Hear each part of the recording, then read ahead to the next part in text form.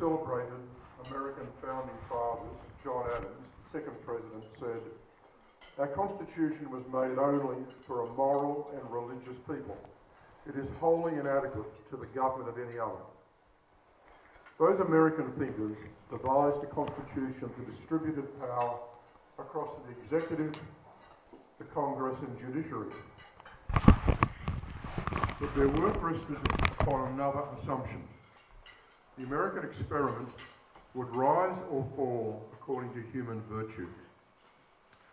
Political theory and human morality. These two ingredients constitute the eternal story of democracy.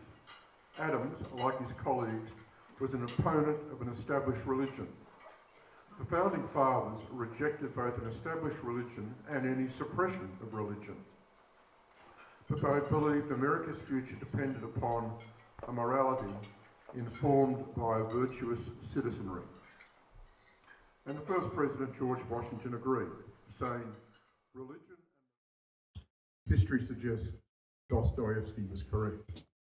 And the communists, it seems, see religion as a pretty powerful force."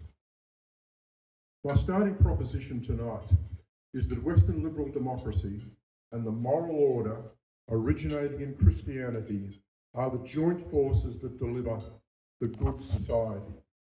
They are the foundation stones. They are the foundation stones of the Western project, and accordingly, of the Australian project. It was the illustrious US Senator Daniel Patrick Moynihan who said, "The central conservative truth is that it is culture, not politics, that determines the success of a society." Moynihan's reflection opens the door to the bigger truth, that in the West, the Christian heritage has been decisive in shaping the culture, and through the culture, the Christian inheritance has been formative in the liberal democratic project that we enjoy today. Many scholars affirm this story.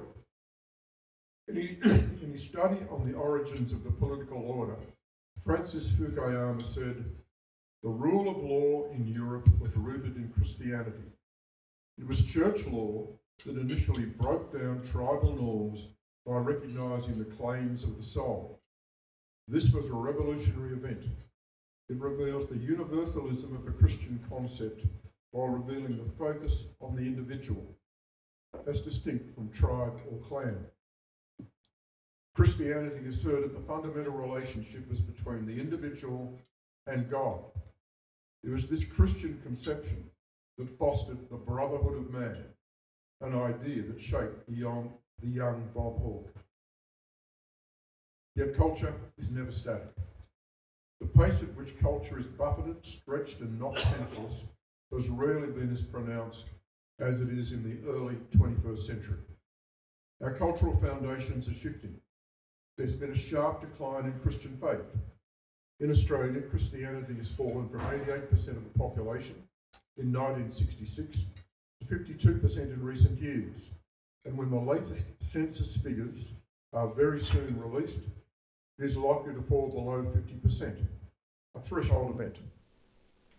This shift raises profound stakes for Christians, and it would be absurd to pretend it does not have wider consequences for society and politics. There is a parallel development. As numerous surveys reveal, there is a shattering of trust across Western world political systems, including that of Australia. This downward direction has transcended various changes of Prime Minister over the past 15 years. There are many political factors at work in this decline, and I've discussed them at length for years. I believe, however, that something more profound has gone wrong. The disintegration of shared values based on the Christian tradition and wider religious tradition has led to community division, confusion, and the decline of public trust. That great religious figure, the late Rabbi Jonathan Sacks, put the issue clearly. A free society is a moral achievement. We've forgotten that without a shared moral code to which we are all accountable, into which we are all educated and which we have internalised, we will lose trust in our public life, on which our very freedom depends. Rabbi Sachs proceeded to argue, this was in 2016, our societies, in their law and education, have abandoned one after another the moral principles in the Judeo-Christian heritage.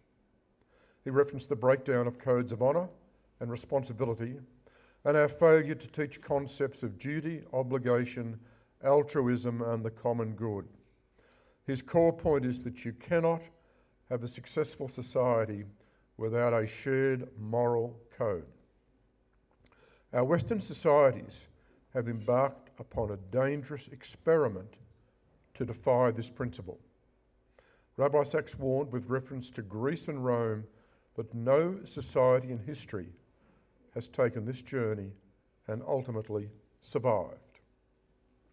The contemporary malaise is more important in the United States, where the entire Trump phenomenon is both a symptom and catalyst of the cultural and moral crisis. We see the spectacle of a defeated president acting as a political criminal, claiming without any evidence that his election victory was stolen.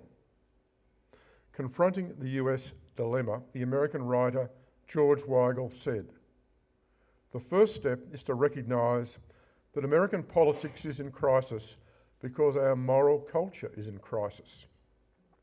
The second step is to recognise that American public moral culture is in crisis because of a false understanding of freedom. And the third step is to recognise the false notion of freedom evident across the spectrum of American politics is based on a false anthropology, a distorted idea of the human person and human aspiration." What precisely is this false view of freedom?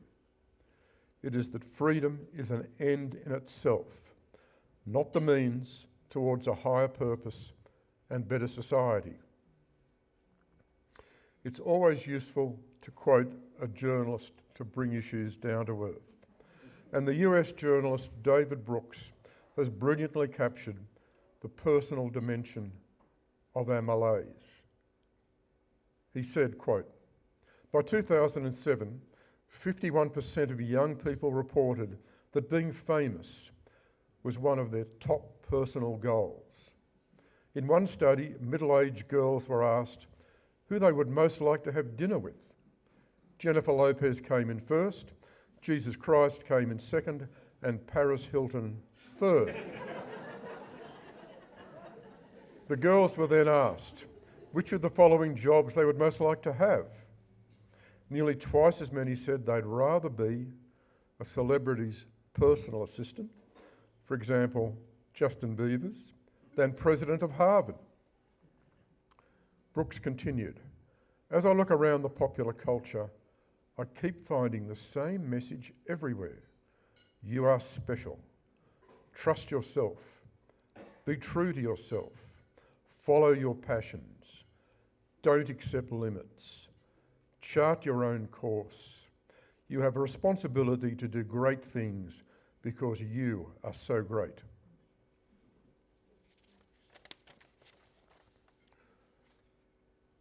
The cult of excessive individualism has been accentuated by two revolutions over the past 20 years. The first is the supremacy of feeling and emotion. The great lie of our age has become, always trust your feelings. People are told your feelings are the real guide to whether something is right or wrong. This sentiment is invading universities, corporations, community norms, and our laws. The subjective world is gaining the leverage over the objective world. Whether an individual is being bullied or abused or discriminated against is now partly determined by how they feel. Whether something is right or wrong is now partly determined by how you feel about it. The attack on objective truth is far advanced. American writer Yuval Levine says that our culture is being re-engineered to be defined by what an individual refers to be. Self-expression is the new morality. When Australian of the Year Grace Tame insulted the Prime Minister Scott Morrison at an official reception, she was widely applauded by the Australian media because she was true to herself. What mattered was her self-expression, not old-fashioned codes of behaviour.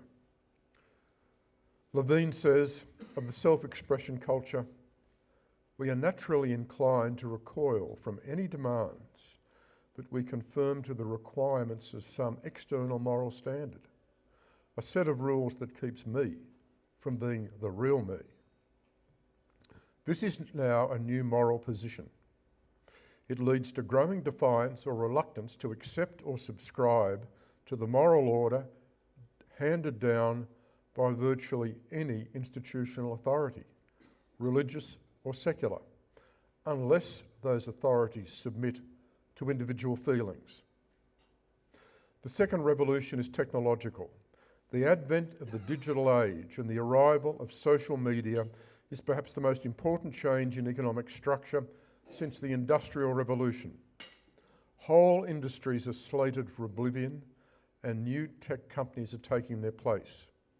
The digital age changes the way we work, the way we live, and the way we think. It destroys and it creates.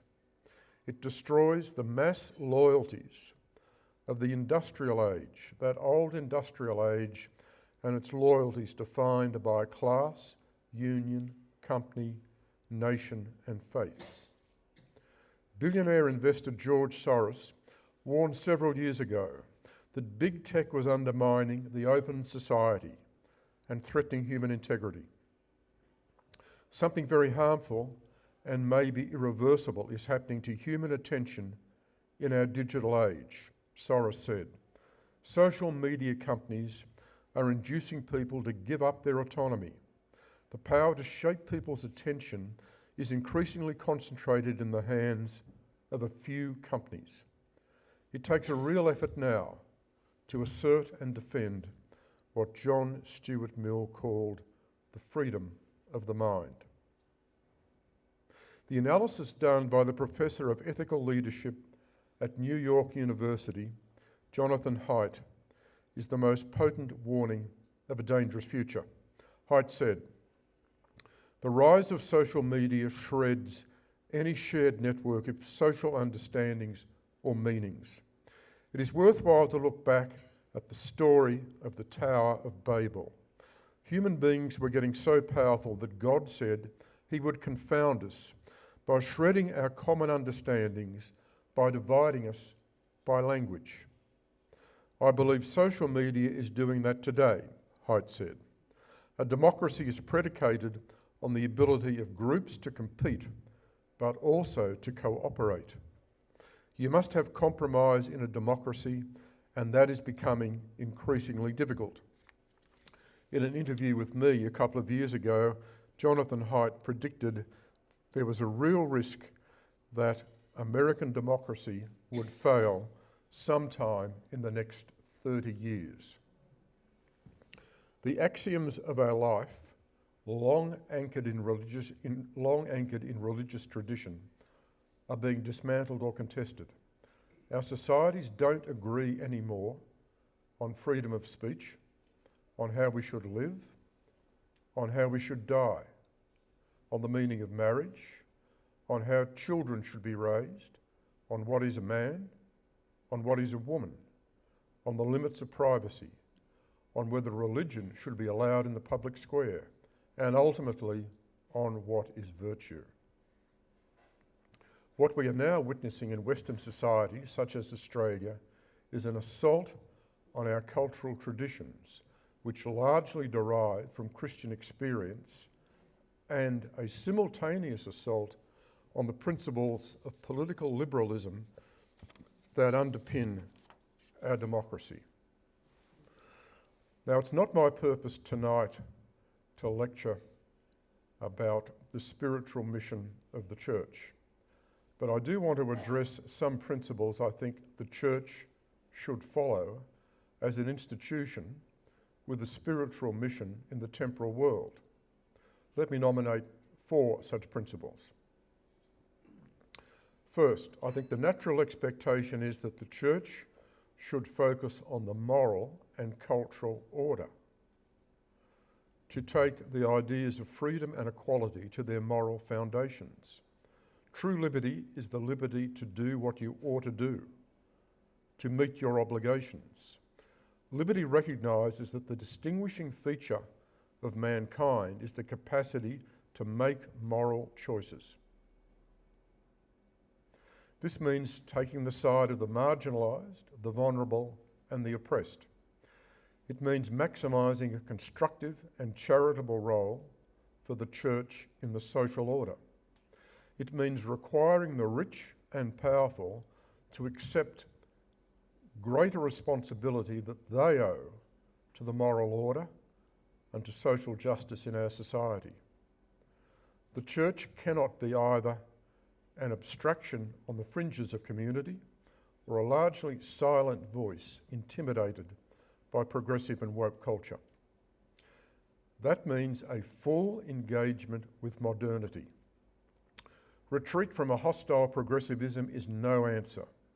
George Weigel said, and I quote, "Through its sometime turbulent encounters with modernity, the Catholic Church recovered the basic truth about itself as an evangelical missionary enterprise.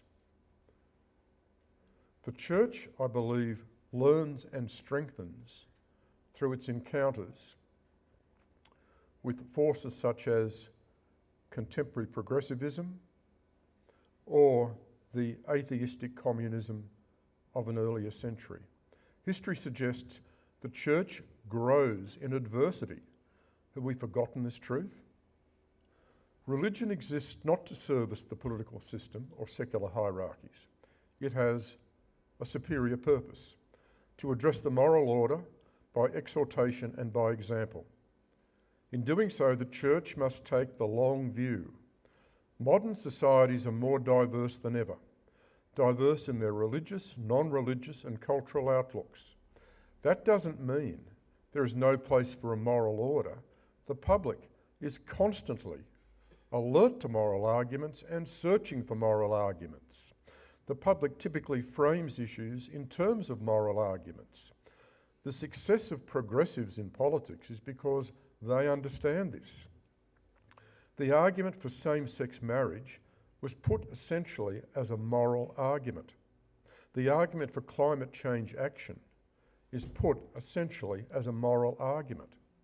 The argument for a national anti-corruption commission in the recent election campaign was put essentially as a moral argument. One reason the church loses influence is because it loses moral arguments or it doesn't make them. It won't win on every argument it makes. That's just being realistic. But the church, I believe, needs to engage far more fully, and it needs to commit in a far more visible, constructive and principled manner than it does at the present. Many people, not necessarily religious people, grasp that our society is adrift, that it's lacking in a shared moral understanding. Amid prosperity, people are unhappy, dissatisfied, impatient, plagued with mental health problems, searching for something, a new cause, a new religion. There is a widespread view that our culture is being debased. This historical era is an opportunity for the church, an opportunity it could have utilised far more.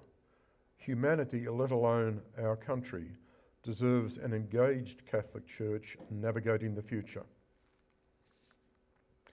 My second point is that the church needs to engage not just in the language of God, but in the language of the culture. It needs to be defined not by what it opposes, but by what it believes. The church far too often is seen as too negative because, frankly, it has been too negative. Attempting to veto every progressive proposal is the road to marginalisation. The church will benefit by reaching out to the organs of cultural life, to the writers, artists, poets, musicians. It will benefit by reaching out to the organs of policy life, the economists, historians, environmentalists, and social scientists. It needs to engage with the language of our culture while not being slaved to the ideology of progressive culture. As Roger Scruton said, the environment is not the preserve of the left wing. The environment belongs to us all. Indeed, it is the quintessential conservative cause. The church can honour the planet without worshipping nature as green ideology. And as Pope Benedict said, there is a need for a new understanding between science and religion. The church's enemies have had too much evidence for too long of the church's suspicion of science. The church, Benedict argued, welcomes the marvellous possibilities opened by science. By the same token, if science tries to exclude faith, it diminishes humanity. The church can support science, but also stand on the principle: science that seeks to banish faith cannot enhance society. The church should examine the renovation of its great institutions, notably its education system. The church educates about 1 in 5 students in this country, but often seems to resemble a factory manufacturing atheists. It needs to consider and address a new approach to curriculum, indeed, a new curriculum itself, where respect for the Western canon, objective truth, and traditional culture is enshrined and pervasive at the heart of the academic process, as distinct from religion just being an add-on to the school day. Many years ago, the former Anglican Bishop to the Defence Force, Tom Frame, said, "Within the space of several decades, the church has moved from near the centre of public life to the periphery. It has lost ground. Christians no longer enjoy political, social, or moral ascendancy. Many clergy feel besieged or ignored."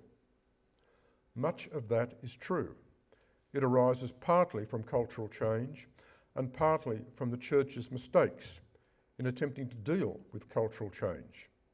But no trend lasts forever. We should remember that much of progressive ideology that has undermined the church is deeply flawed. The church needs to engage with politics, but reflect on how it does this. This leads me to my third point, and that is that classical political liberalism, the foundation of Western democracy, is now more needed than ever. Yet liberalism is under assault in the West from the ideological extremes of left and right, and unfortunately, conservative American church leaders are participants in this project. The left is always restless, searching for a new utopian model to dismantle the status quo, and Australia is not immune.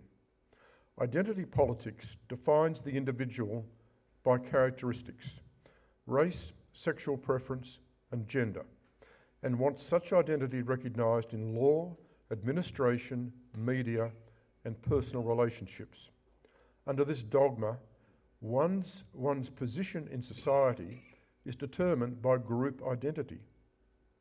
It is an axiom that racism is embedded in the culture and is an expression of power. Hence, only white people can be racist, and only people of colour can discuss racism. This view of humanity is anathema to the liberal foundation that all people, regardless of race, religion, sex or gender, are equal before the law and possess and share a common dignity. It is a departure from the civil rights campaigns of the 1960s, where the aim was to remove bigotry and discrimination and enshrine all people under the same liberal tent. This notion repudiates the Christian principle that the primary relationship is between God and the individual. and that the soul does not recognise identity politics. This is a progressive assault on the liberal state and the Christian view of humanity. If accepted in law and culture, it guarantees a divided and fragmented society, individuals set against each other by identity, and communities polarised into a condition of virtual permanent conflict. Diversity and inclusion offices are now spreading across the country. The problem being that identity politics is being advanced under false pretences. The Church has a mission to respect minorities and champion the oppressed, but it has an obligation to defend the liberal principle that is the foundation of the moral order, the Christian culture, and a successful society.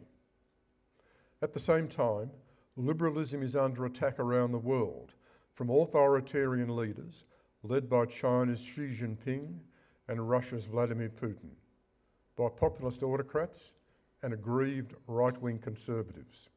The shattering of centre-right liberalism in America saw Donald Trump hijack the Republican Party and seek to sabotage US democracy. Sadly, Trump won much support from evangelical Christians. There is an alarming conservative and Catholic movement in the United States asserting the crisis of the church and the culture is all the fault of liberalism. In his book, Why Liberalism Failed, Catholic academic Patrick Demise says liberalism has failed because it was true to itself, that it has promoted titanic inequality, weak government, loose morals, raging pornography, material and spiritual degradation. The lament is that liberalism cannot take a stand on the moral issues of the day. The point, however, is that political liberalism is not an ideology. It's a framework to allow diverse peoples with different beliefs to live in harmony in the same polity. There is no alternative framework to achieve this. The decline in Christian practice that Demise bemoans is not the work of any politician. He misallocates blame. If religion has suffered setbacks in the liberal state, that is the fault of religion. If your side loses out in the decision-making of the democratic state, that is the fault of your own side. It's not the fault of liberalism. It is not the fault of the liberal political order. The Church needs to take responsibility for its own failures, not to blame liberal democracy. Indeed, the Church needs liberal democracy, as does the society. By the same token, the Church expects the politicians in liberal democracies to uphold liberal principles. That means ensuring the secular state remains true to its mission, being neutral and allowing religions and non-religions to flourish in the public square and not turn into an anti-religious state that seeks to ban religion from the public square. In Australia, it means the state needs to ensure passage of a Religious Discrimination Act to safeguard religion from discrimination, the same way laws preventing discrimination exist on the basis of race, gender, and sexual preference. The fourth and final point I want to make is that in an age dominated by fake news and misrepresentation, the Church should stand for truth and the quest for truth. This is the ultimate recognition of God's will. The assault on culture, as bemoaned by many of the people I've quoted tonight, rests upon the subjective, the emotional, the flawed, and the latest stage of postmodernism. Contemporary culture thrives on the notion that truth is relative. While this is convenient for many people, it also disturbs them, and I believe disturbs the wider community. Within human consciousness, there is an impulse for the real story, for what really exists, an impulse for the truth. There is a solid link between cultural tradition and common sense. People honour their family, their relations, their history, and their country. This reflects their quest for truth. I believe there is much support in our community for traditional culture and for a moral order based on tradition, provided the correct and persuasive arguments are put for that case. When it comes to the most important things in life, we want the truth. Yet much of contemporary progressive culture pivots on denial or distortion of truth. The public's longing for truth will endure. It offers a powerful foundation for the church in its quest for individual redemption and a better society. Thank you.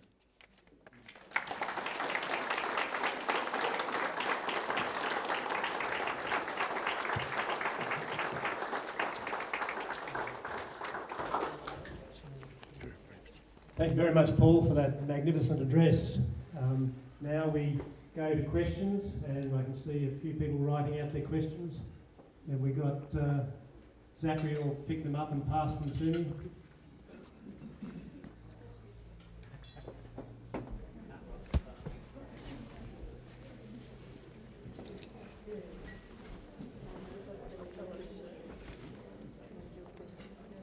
Okay, the first question is from Carol Christopher from Reed, from St Patrick's Parish.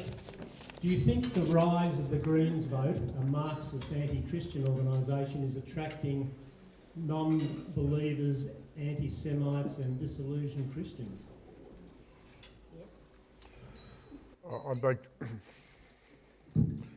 make 2 points about the rise of the Greens vote, particularly at the most recent election. I think a lot of it was a protest vote.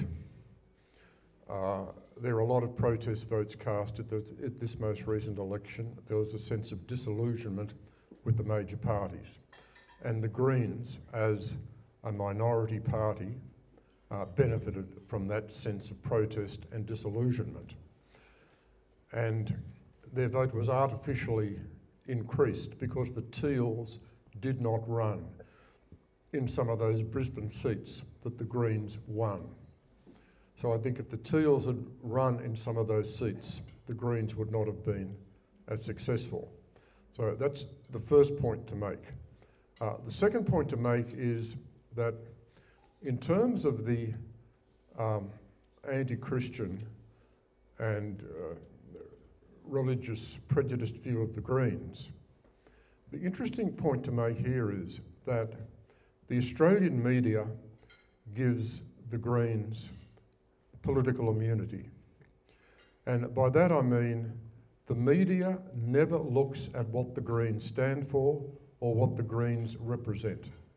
Just consider the way the media scrutinised the Morrison government, and in particular Scott Morrison, to an inch of what he might have believed or not believed, and over many years the extent to which the media has very carefully scrutinised the Labor Party in terms of traditional Labor, social democratic values, and whether or not Labor can actually meet the tests required for economic management and national security. So the major parties face very intense media scrutiny. The Greens are never asked by the Australian media any of the fundamental questions about their beliefs and ideology. And I think that this is a really singular ethical failure on the part of the media, as well as being a professional failure. And the Greens should be quizzed on their view of human existence, their sense of the relationship between nature and human life, their view on the American alliance, their view on a whole range of issues, but that doesn't happen. So I think the Greens benefited from the fact that by and large the Australian media treats them in a different way to the way it treats the main parties, and I think that is a problem. Thank you, Paul. From Lyle Shelton in Sydney. What would it take for those who have won the long march through our institutions to agree to a neutral secular state where there is again freedom to proclaim truth? I think in terms of the basic principle that the Australian public is essentially on the side of a neutral secular state. If we were to put this in fairly blunt terms as alternative options, that is, do you want the traditional secular state, which is neutral between religions and between believers and non-believers, so that people can flourish in the community regardless of their religion, regardless of their beliefs or lack of belief? Is that the sort of secular state you want? Or do you want a secular state which is essentially a state hostile to religion and committed to the view that religion should be removed from the public square and essentially become a private domain? I put that starkly because at the end of the day, they're the two stark alternatives, and I think the Australian public are still very much in favour of the first alternative. So much of these issues, I think, depends on how the question is put to the Australian public. And I think the Australian public are essentially tolerant and generous and fair-minded. And if arguments are put to tap into those instincts of the Australian community, then I think the traditional view of the secular state will in fact prevail. Thank you. Damien O'Donovan from Curtin. Do you see the recent support expressed for the Uluru Statement by church leaders an endorsement of identity politics or a move to support the marginalised in Australian society?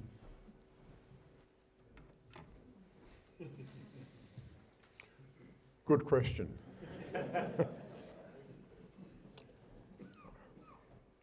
Well, it's a little bit complicated, I think.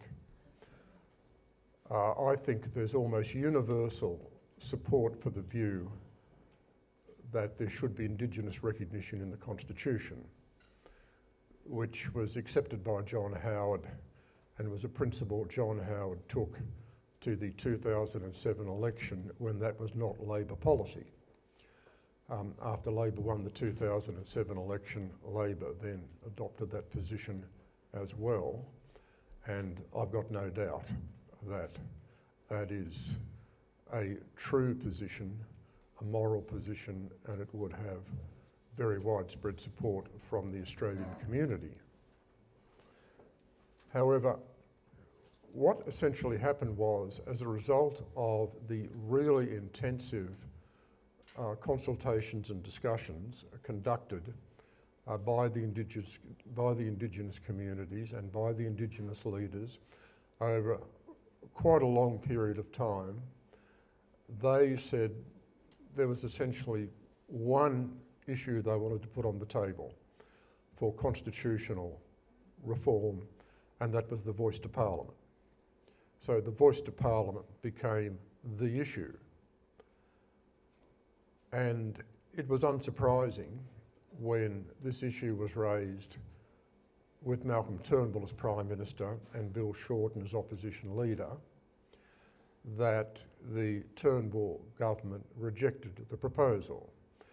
The government felt it had no ownership of this proposal. While there had been some discussions with the government, those discussions were not all that substantial, and the government felt that a lot of the issues arising from the voice to Parliament had not been fully ventilated. Malcolm Turnbull said in his memoirs that in the meeting Bill Shorten agreed with Malcolm Turnbull that this was not a good idea, but the next day in public took a different position. Malcolm Turnbull may or may not have reported that issue fairly. I haven't discussed that with Bill Shorten. But the question then becomes, how will the voice to Parliament work, and how will the Australian public understand the voice to Parliament? We know that there's been no successful referendum passed, I think, since 1977. Correct. And Frank, you'll remind me of this point. Under referendum proposals put by Labor governments since Federation, there have been how many? One has succeeded out of 25. One has succeeded out of 25. So we need to actually focus on this and think seriously about this. The proposed voice has not been spelled out, but we know that the principle has been opposed by Tony Abbott, by Malcolm Turnbull as Prime Minister, by Scott Morrison as Prime Minister, and John Howard has made it clear that he is not committed to this proposal. It would be difficult to imagine the circumstances under which the coalition parties endorse this principle. There is very considerable opposition from the Conservative wing of the coalition parties because they point out this would be putting a racially defined body into the Australian Constitution to sit next to the Senate and House of Representatives. Now, I understand the argument for that in terms of Indigenous justice, but this is an argument which has got to be put to the Australian people, and the argument has got to be sufficiently persuasive for the Australian people to agree that such a voice, defined in such a way and elected in such a way, should be appropriate to sit next to the Senate and House of Representatives. The other issue to be addressed is the workability of the proposal. The idea is that the voice would provide advice to the Parliament on Indigenous issues. Well, is there a wide compass of Indigenous issues? I mean, Indigenous people are affected by most laws that pass the Parliament, or are we only talking about laws passing the Parliament that solely affect Indigenous peoples? That issue, I think, has got to be clarified. But this debate has been quite disingenuous because the whole idea of creating a voice to Parliament is that it will have influence. What do you think would happen if there was a bill before the Parliament and the Indigenous advisory elected body, the Voice, unanimously recommended that the bill before the Parliament not be proceeded with on moral grounds? That would be a very substantial political story. Think how it would play on the ABC and the Australian media, and then ask yourself whether or not the Voice would operate to have, in certain respects, a veto influence on what the Parliament was doing. We need to have that debate. We've had no debate about that at all. So it seems to me that this issue has not been engaged with in a serious way by the Australian community, and indeed it has not been engaged in a serious way by a lot of the organisations supporting it, such as the corporations, sporting organisations, and, as far as I know, churches.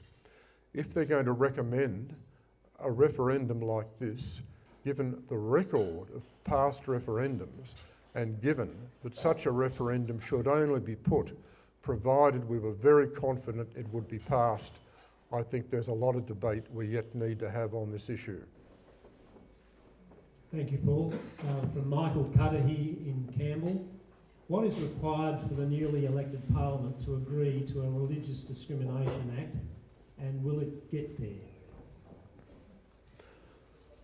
It's pretty simple. The commitment of the Labor Party. If the Labor Party's committed, it'll get there and it will happen.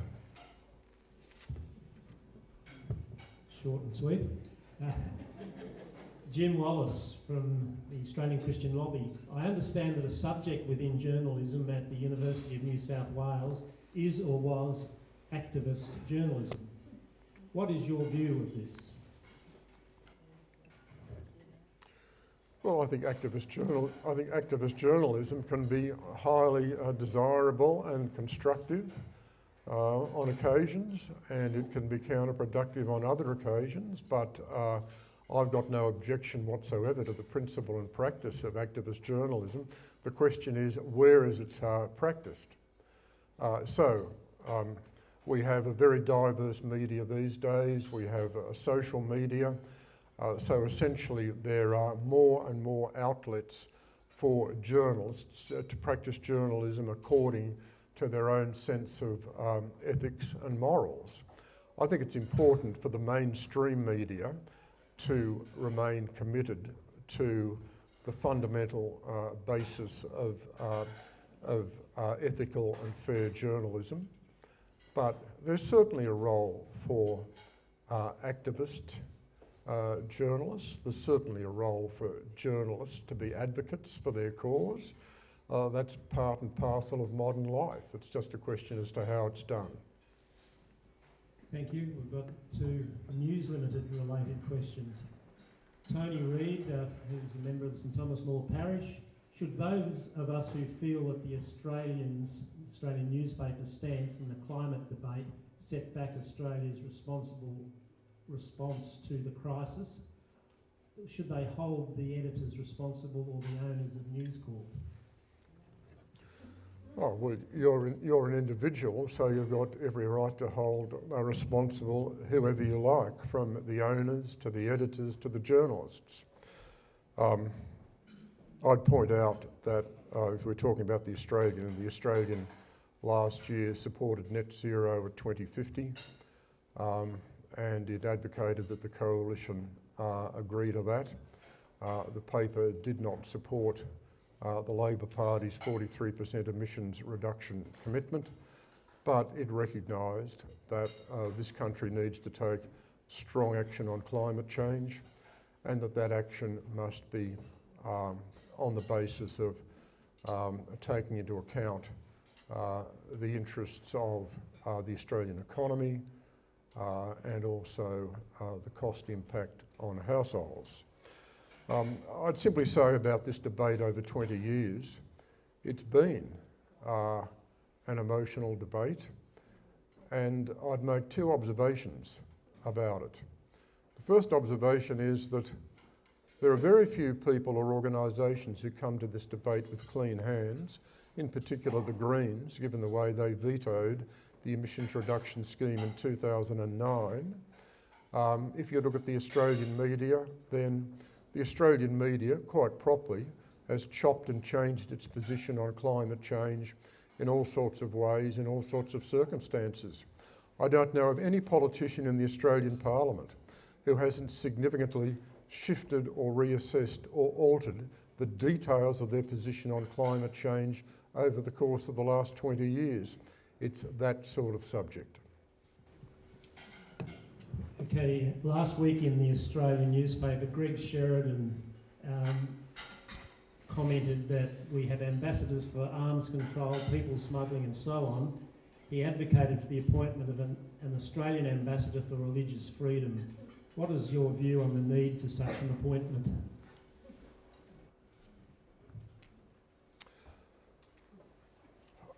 I'd have to take that on notice. I have a great respect for my colleague, Greg Sheridan, who's a bit of an innovator in that regard and often prepared to put up some interesting thoughts to various governments.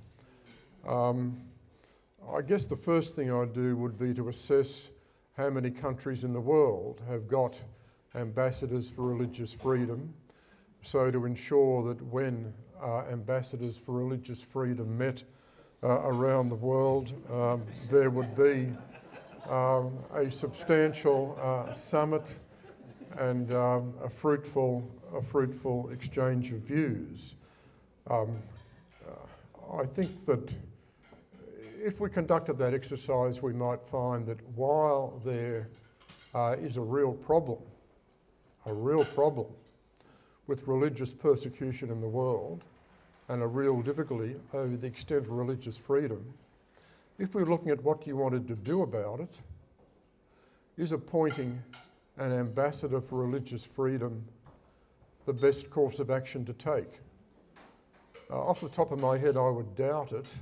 I think the best course of action to take would be for heads of government to put it on their agenda at various summit meetings and have heads of government address the issue in regional and multilateral forums rather than have some new group of ambassadors discussing the issue. But having said that, I'll reflect on it over coming days. Okay, 2 more questions. Carol Christopher, again, in an increasingly Western secular culture, where do you think Christian organisations are headed, such as St Vincent de Paul, the Salvation Army and so on? Oh, I think they've got a really important role. In fact, I think if anything, their role will become more important. If in fact society becomes more secular, then I think the role played by Christian organisations and Christian charities, such as the ones mentioned, is going to be more conspicuous, more important, and more relevant. Thank you. And the final question, because time's up for the Q&A, is from Paul Monagle. Mr. Kelly, is your speech available in writing to us? It'll be available early next week. Thank you. On that note, would you thank Paul Kelly again?